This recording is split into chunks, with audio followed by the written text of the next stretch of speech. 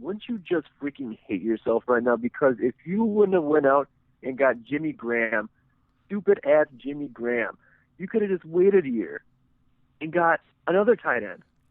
You could have got Martellus Bennett, who is Michael Bennett's brother, for cheaper. And they wouldn't have been out there saying that he's weak like the Seahawks were for Jimmy Graham. But no, instead now he's at the stupid-ass Bears with dumb Adam Gase and stupid, dumber John Fox. I'm thinking the Vikings are going to plow over this defense with Adrian Peterson because the Bears have one of the worst rushing defenses in the league. I think Vikings win 28, Bears 18. Very good. I was almost exactly the same as that. In fact, I actually have it right here, 28-17. I think that the Bears and Jay Cutler have been harassed, and the whole John Fox zone blocking scheme is great for cutback lanes for people like Matt Forte and Jeremy Langham. And they have shown that they are capable of running the ball, and without Anthony Barr, they're going to find some modicum of success. However, that success is going to be quickly tilted with the couple of turnovers that the Vikings have been so trademarked with. Even without Harrison Smith out there playing center field, they will find enough turnovers to put themselves into a good field position and have 14 points on either good field positions or pick six or fumble recoveries, return for touchdowns, maybe even by special teams. That's my prediction. Vikings defense is deep, very deep. Yes, it is. It's horrible. It's horribly deep. They have players that could be Pro Bowlers that are actually just second stringers. Even in the defensive secondary. Let's see. The Panthers travel to New York to take on the Giants, the still undefeated Panthers. Well, if you have an undefeated team, Eli Manning is not who you want to see. He is good at stopping undefeated streaks. He is. But I mean, if you're betting, if you're trying to pick games, you can't go against Carolina at this point. I think this is going to be high flying, high scoring. I think it's going to be 38, Carolina. New York Giants 33. I think this is going to be this is going to be like a fourth quarter, 20 seconds left. I just don't think anyone can stop Odell Beckham Jr. right now. I think in this game, stats are nothing. It's just going to be Manning and Beckham up there against everybody, and they're going to put a clinic on, and it's going to almost pay off, but not quite. Dear God, Javier, we must think alike, because this team has been undefeated, and I have not picked them to lose a game except for the one in Seattle all year long, and this is the same thing I'm going to do. I'm going to say that the Giants win this game 31-26. I love it. I think that Odell Beckham is uncanny, unstoppable, and in big games always rises to the competition. Who doesn't rise to the competition in big games, and as the heat got turned on to them, is the Falcons as they travel to Jacksonville to take on a very explosive offense with a horribly depleted and terrible defensive secondary that is Atlanta. This has the makings of 500 yards passing if I've ever seen one. I love Jacksonville. I don't know what it is. I just love that team. I mean, for all the crap that they've taken over the years, for them to have just a little bit of success right now is what I'm really loving. And I don't know, I just can't trust Matt Ryan and his stupid Matty Ice persona here, or I can't trust Devonta Freeman anymore. I can't trust anybody. I can do maybe Julio Jones, and he's having good years, and Matt Ryan is, statistically having a pretty good year. But really, I think right now, Dan Quinn has to really step back and realize that he's got to build this defense for next year. And I think a lot of people are going to start shutting this down. I think Jacksonville's going to win 33, and Atlanta's going to only be able to muster up 14 points. But I think there's going to be a lot of red zone turnovers by the Falcons in this game. So they should be able to score more, but they're going to turn it over. I see Jacksonville actually pulling this game off too, and I actually see it being a blowout. They just dropped a 50-burger on the, what was it, the Titans? I think that Yep. Jacksonville pulls off 48 points and Atlanta Falcons 17. They're continuing to make strides towards next year by showing the rest of the NFL that you're not going to be able to stop that passing attack. And as the running attack gets even more and more powerful, that offense has the ability of looking a lot like the early Pittsburgh Steelers.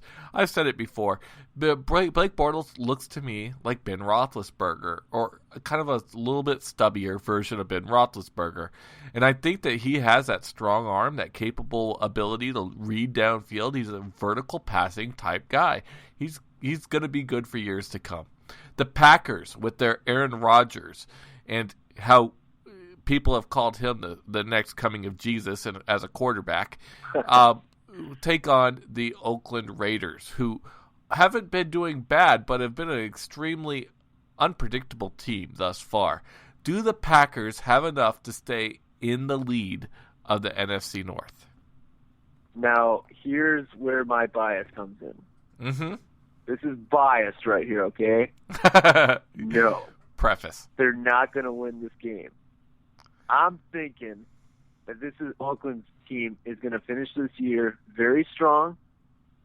They extended Crabtree. He's happy. Mari Cooper is high flying.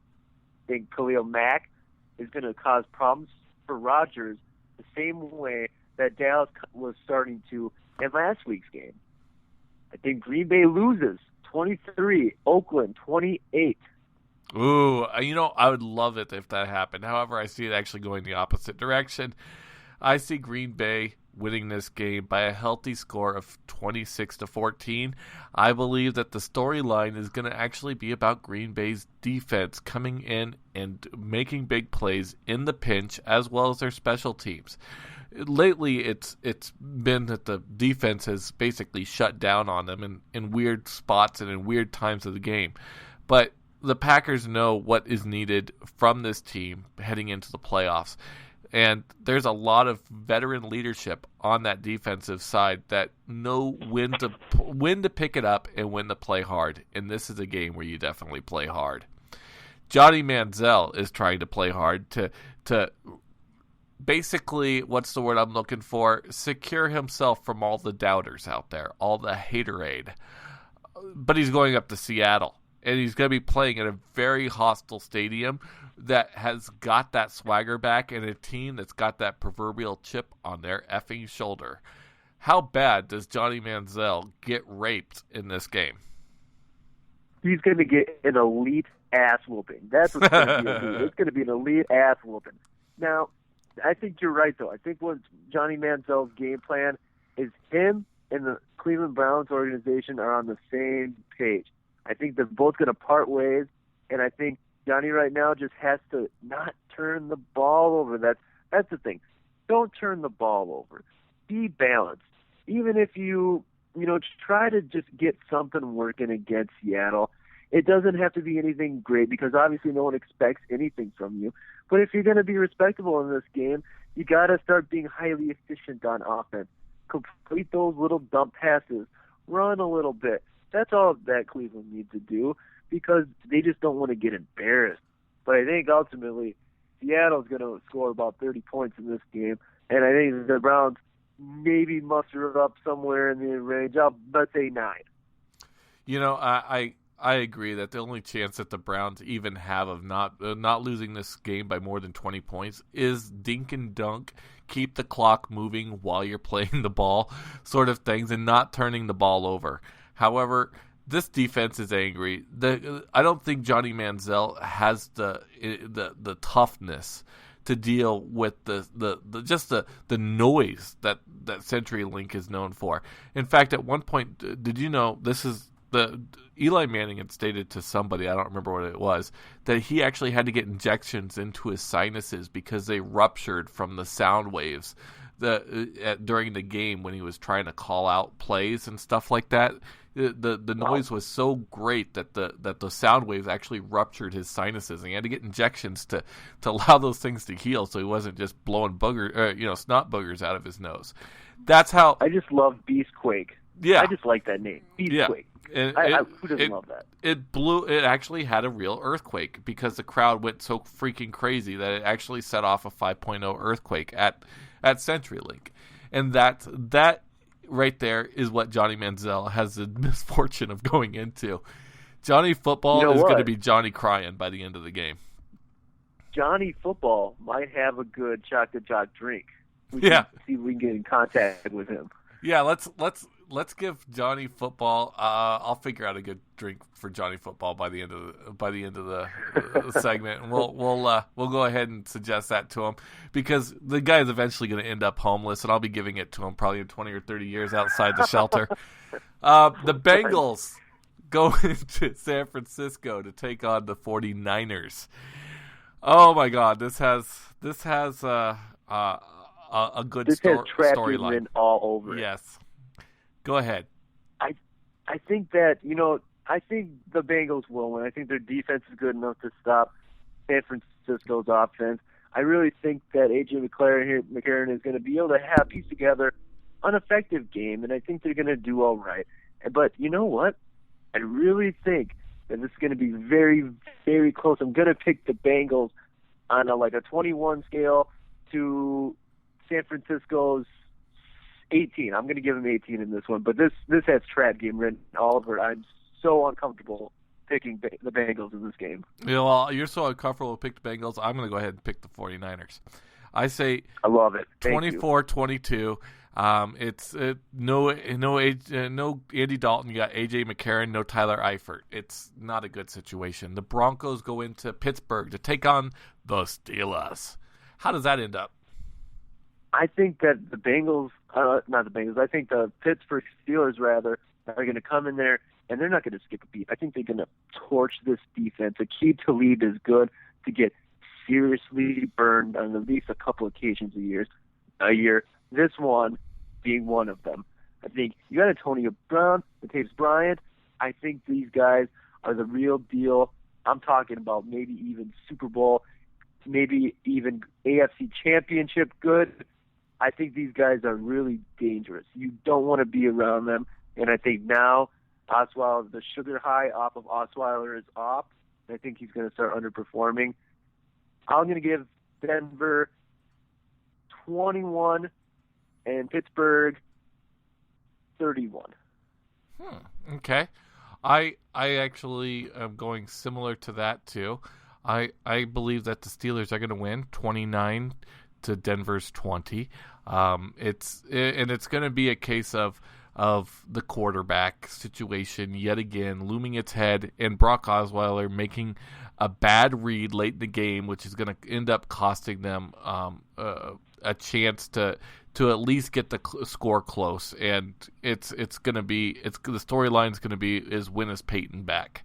I was just going to say that the apologists are going to come out in droves after this game. Yep. Dolphins take on the Chargers. We have about 90 seconds left. I would have to say the Dolphins are going to win. They got more weapons, more complete. I think they actually have a will to win. Chargers are not. I think Miami scores 21. I think Chargers get 16. Okay.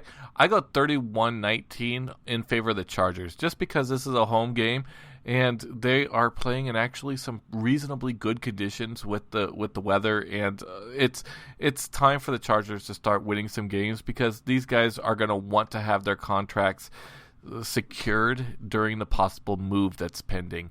Lastly, two more games. The Cardinals versus the Eagles. I'd say the Cardinals win 35, Eagles 21. Good. It's going to be a good game, though. Enjoyable. It's definitely going to be a high-scoring game as the Cardinals are going to be passing with Carson Palmer. The Eagles are the worst team in defending the pass all year long, but they also are really good at taking a couple of picks away from the other team. I say that this is going to be much closer than what people think. I think it's going to be 33-30 at the end of the game with the Cardinals coming out on top as the visitor. Last game, Lions go to the Saints. How does that end up? I think the Lions actually win this one. I think they're going to do 28, and I think the Saints get about 27 I think they get about 26. This is going to be good. It's going to be a very entertaining game. It is going to be a very entertaining game. I'm going to go with the Saints pulling off a victory with the score 29-10.